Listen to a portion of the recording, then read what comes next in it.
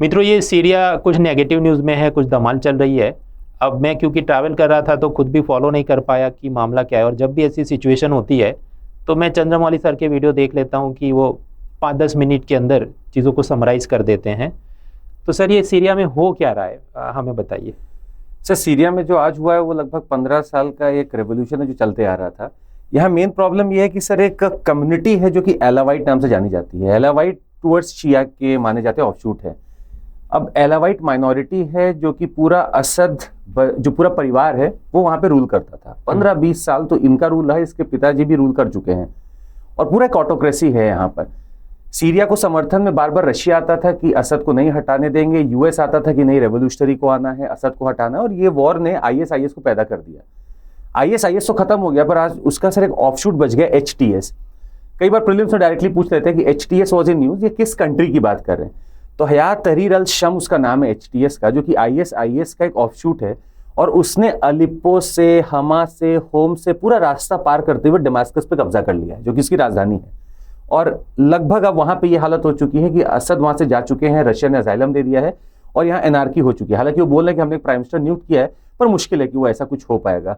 ये सिर्फ इसलिए हुआ सर कि माइनॉरिटी रूल कर रही थी मेजॉरिटी को, ये सिर्फ इसलिए हुआ है। इनका अनुमान था कि पुतिन भाईजान आएंगे, पर पुतिन भाईजान इसलिए नहीं आ पाए क्योंकि सर वो किसी और युद्ध में ऑलरेडी परेशान चल रहे हैं जो यूक्रेन के साथ चल रहा है। फिलहाल वो आ भी नहीं सकते थे और इस चीज का फायदा उठा लिया सर इजराइल ने। अगर सर आप देखेंगे यहाँ पे तो बॉर्डर इजराइल का मिलता है सीरिया से। और यहाँ पे गोलान हाइट्स का क्वेश्चन अगर आप याद करें तो पिछले 9 साल में 3 बार सीरिया के ऊपर क्वेश्चन आया है। यहाँ गोलान हाइट्स हैं, गोलान हाइट्स सीरिया का पार्ट था पर इजराइल ने कब्जा कर लिया था। आज वापस से वो बफर जोन में जाकर और आगे बढ़ रहा है और उसको इजराइल कर रहा है। अभी सुबह की खबर है कि 400 बम कल मारे गए हैं यहाँ गोलान हाइट्स के आसपास और इजराइल को कब्जा करने की पूरी कोशिश कर रहा है। तो सर ये पूरा एक समरी था कि क्या इस समय चल रहा है सीरिया में। सर, आप देखेंगे कि आपने ब्लैक टी शर्ट पहना है, मैंने ब्लू पहना है, क्योंकि अनअकैडमी में जो लर्नर्स होते हैं उनका ये यूनिफॉर्म है ब्लू टी शर्ट। तो आज मैं लर्नर के रूप में आया हूँ इसलिए मैंने ये पहना है। तो आपने एकदम क्रिस्पी तरीके से ये तो पढ़ा दिया। अब मुझे 2-3 और प्रश्न हैं, आप समाधान करें कि मतलब ये जो बाकी जैसे कि ईरान है तो उनका इजराइल के साथ नहीं बनता है, सीरिया का क्या इजराइल के साथ इक्वेशन है? हाँ सर, सीरिया और इजराइल का सर बन ही नहीं सकता। उसका रीजन है इजराइल ने कभी भी अरब वर्ल्ड का साथ दिया ही नहीं है। और आप सीरिया ले लें, जॉर्डन ले लें, इराक ले लें, ईरान ले लें, इजराइल एकदम खिलाफ रहेगा। क्योंकि अरब वॉर ही अगर आप देखें तो 1967 का पहला जो अरब वॉर भी हो रहा है वो सीरिया और इन सबको ऑक्यूपाई करके ही हो रहा है। तो it is a fight of ideology जो इजराइल इन सबके साथ करता है। ईरान और इजराइल आर्क राइवल्स हैं। हालांकि एक टाइम था जब ईरान और सऊदी अरेबिया के बीच में बहुत सारे टसल थे, पर चाइना बीच में आके दोनों मीडिएट कराता है। आज ईरान वापस से अरब वर्ल्ड का लीडर बनना चाहता है और इसीलिए इजराइल के खिलाफ है। ईरान समर्थन चाह के भी सीरिया का नहीं कर सकता इस समय। रीजन बिंग ईरान खुद सैंक्शन में फंसा हुआ है। अगर नहीं होता तो शायद वो मदद भी करता अगर, पर ये पूरा Arab world is versus Israel right now. और ये पूरा वेस्ट एशिया सर, इसको लेवांत कहते हैं, दिस पार्ट इज लेवांत। और ये लेवांत पार्ट पूरा का पूरा इस समय वेस्ट एशिया क्राइसिस में चल रहा है। The only thing is ideology difference, Israel versus the Arab world. दूसरा प्रश्न सर कि जहाँ तक मुझे याद है ईरान की सऊदी अरब से नहीं बनती क्योंकि उनका कुछ शिया सुन्नी प्रकार का है। तो सीरिया वहाँ पर कैसे बैठता है? इनकी बाकी ये जो इस्लामिक कंट्री है उनसे बनता है कि नहीं? सीरिया की अभी तक बन रही इसी तरह। पर यहाँ प्रॉब्लम क्या हुआ, ये वाला पार्ट जब आप देखेंगे सीरिया का, यहाँ पर कुछ कुर्द्स हैं। तो हमारे पास शिया भी है, सुन्नी भी है, कुछ कुर्द्स हैं। ये कुर्दिस्तान बनाना चाहते हैं यहाँ पे। तो ये कुर्द्स को सपोर्ट करता है थोड़ा बहुत इराक, और तुर्की का, सीरिया का और इराक का ऊपर का पार्ट बनाकर ये लोग कुर्दिस्तान बनाना चाहते थे। हालांकि सीरिया की बहुत ज्यादा नहीं पड़ती है, ना इराक से ना ईरान से। रीजन बिंग कि यहाँ पे एलावाइट है। एलावाइट को हो सकता है कि थोड़ा बहुत समर्थन मिलता भी ईरान से, पर ईरान इसलिए समर्थन नहीं कर पा रहा है। रीजन बिंग वही कि उसका खुद का फाइट चल रहा है, खुद अभी परेशान चल रहा है, इसलिए वो बहुत समर्थन नहीं कर पा रहा है। पर इक्वेशंस इसके इन दोनों से ही खराब है, इराक से भी और ईरान से भी। इराक एक फेल्ड स्टेट है, बगदाद जिसकी राजधानी, जिसपे यूएस ने काफी राज भी किया या पूरा अनार्की फैला दी, वो अब अपने अच्छे रिश्ते नहीं बना पा रहा है सीरिया से। सर आखिरी प्रश्न, आप जो बता रहे हैं कि इनका ये जो प्रेसिडेंट था जी, बशर अल असद जी, वो रशिया उसने राज्याश्रय ले लिया है। अब अगर मैं पूछूं कि compare and contrast this with the situation की जहाँ पर बांग्लादेश की वो शेख हसीना ने भारत में राज्याश्रय लिया है, बिल्कुल। तो आप उसको कैसे देखते हैं? अच्छा है, बुरा है, XYZ, सर, सिमिलर, बिल्कुल। Different, how? सर, कहा जाता है कि इंटरनेशनल रिलेशंस में there are no permanent friends, there are no permanent force. Russia ने हमेशा सीरिया का समर्थन किया है, और ये रशिया की एक बड़े दिल की हम बात करेंगे कि उसने तुरंत असद और उसके पूरे परिवार को वहां से निकालकर अपने यहाँ शरण दी है। आज इंडिया बांग्लादेश के भी रिश्ते जैसे भी हों अच्छे ही हैं, डिप्लोमेटिक टर्म्स तो बने ही हुए हैं, पर जब वहां पर शेख हसीना थी या उनके पिताजी भी थे तो भी रिश्ते हमारे बहुत अच्छे थे। उस समय भी जब वहां पे एक वॉर का सिचुएशन था, अनार्की थी, उस समय भी बहुत अच्छे थे।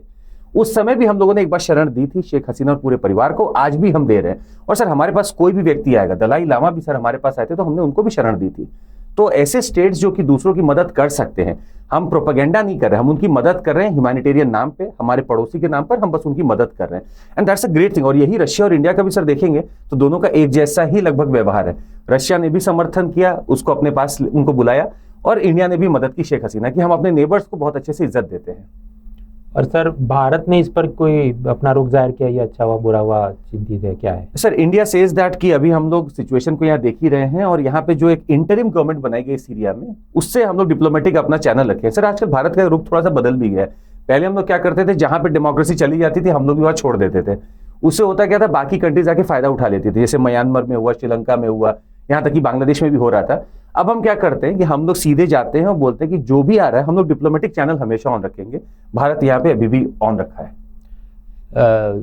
सर, मैं ट्रैवल कर रहा था तो कुछ और लोगों से भी बात हुई जो जी। मतलब तैयारी नहीं करते, जो जी, normal people who are just discussing international issues, उनका कुछ ये कहना है कि ये कुछ उनका आपस में इंटरनल अंडरस्टैंडिंग है कि ट्रंप उस पर एक्स चीज़ करेंगे, सामने पुतिन वाई चीज़ करेंगे, और जो बफर या प्यादे के रूप में इसका ये जेड हो रहा है, ऐसा कुछ है क्या? सर है, बिल्कुल है। रीजन ये है सर इसका कि एक्चुअली ये पूरा वेस्ट एशिया अगर आप देखेंगे तो बहुत कार्व्ड आउट स्टेट है, जहां कभी इजराइल होता ही नहीं था। ये पूरा अरब वर्ल्ड ही हुआ करता था, यहाँ इजराइल को लाया गया है।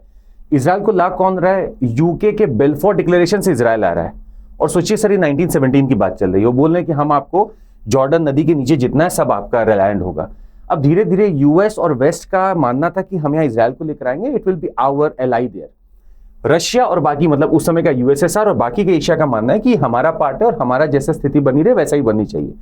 अब यूएस और रशिया दोनों एकदम आर्क राइवल के तौर पे इस पूरे वेस्ट एशिया पे कमांड करना चाहते हैं। और होता यही है कि उन लोगों के वॉर में नया इंटरनेशनल टेररिस्ट ऑर्गेनाइजेशन कोई बनता है, वो फैलता है, यहाँ पे एनार्की आती है, इजराइल अपने हमले कर करके धीरे धीरे यहाँ ऑक्यूपाई करना चालू करता है। और यही होते आ रहा है सर। इराक में लगभग यही हुआ, अफगानिस्तान में तालिबान आया, वो भी यही हुआ, और इस पूरे वेस्ट एशिया को स्टेबलाइज यही दोनों मिलकर करते हैं, यूएस और रशिया।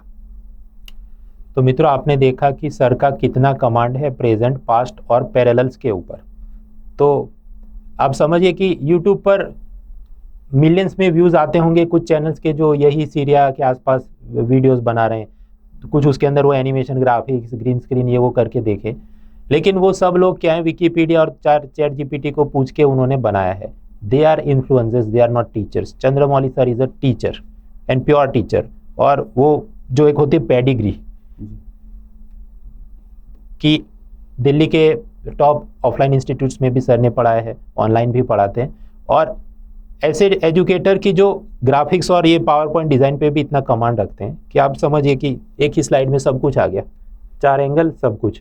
और व्यंग भी थोड़ा कि पुतिन भाईजान आएंगे वगैरह, वो व्यंग इसलिए करते हैं ताकि लोगों को, जो विद्यार्थी हैं बोर हो जाते हैं, तो स्पान ऑफ अटेंशन बना रहे। और सर की ऐसी पूरी ये सीरीज जो है, ये तो एक एग्जाम्पल था, सर की पूरी ऐसी सीरीज रोज़ सुबह 10 बजे चलती है, डेली करंट अफेयर्स एनालिसिस। ये करंट चाचा मतलब चाचा कौन है, या आप ऐसा एब्रीविएशन करते हैं कि current Chandramouli Chaudhary, that is ऐसे कैसे है? एक्चुअली वो हुआ कि वो कुछ स्टूडेंट्स क्लास में ही थे कभी, तो वो चाचा जी करके ऐसे बोलने लगे। तो हमें लगा कि करंट अफेयर्स शायद इतना कुछ हो रहा होगा जिससे उनको लग रहा है कि ये करंट चाचा ही है, तो हमने अपने आप को फिर उसमें वही लिख दिया। अगर आप इसमें नीचे नाम देखेंगे तो करंट चाचा ही लिख कर आता है। जी सर, ऑफकोर्स न्यूज़पेपर कॉलम्स और आर्टिकल्स आप खुद भी पढ़ सकते हैं।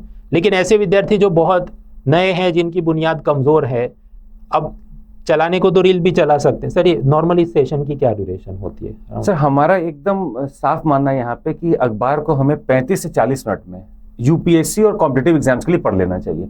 उसके अलावा उसमें न्यूज़ नहीं है सर। द हिंदू बोल के नहीं छापता कि मैं कॉम्पिटिटिव एग्जाम के लिए हूँ, सबके लिए है, पर हमें उसमें से निकालना होता है अपने लिए।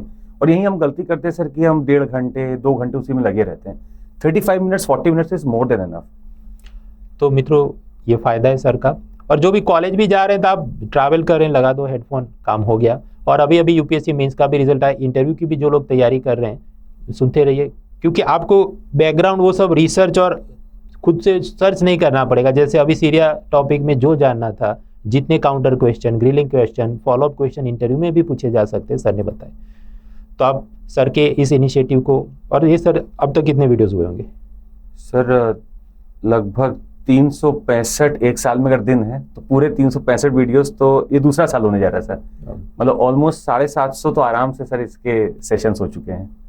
तो सर बिल्कुल मित्रों आप बिल्कुल देखिए इसको, और सीरीज पूरी चलती रहती है। पिछले जो हो गए मिस भी आप देख सकते हैं, और भविष्य में आने वाले हैं, वो लाइव आइकन आप दबा के। अच्छा सर, शनि रवि में भी यही क्लास होती है या कुछ टाइम? सर आज तक ही बंद ही नहीं हुई है क्लास। मतलब दिवाली हो, होली हो, शनिवार हो, रविवार हो, बीमार हो, जो हो, ये क्लास होती है सर।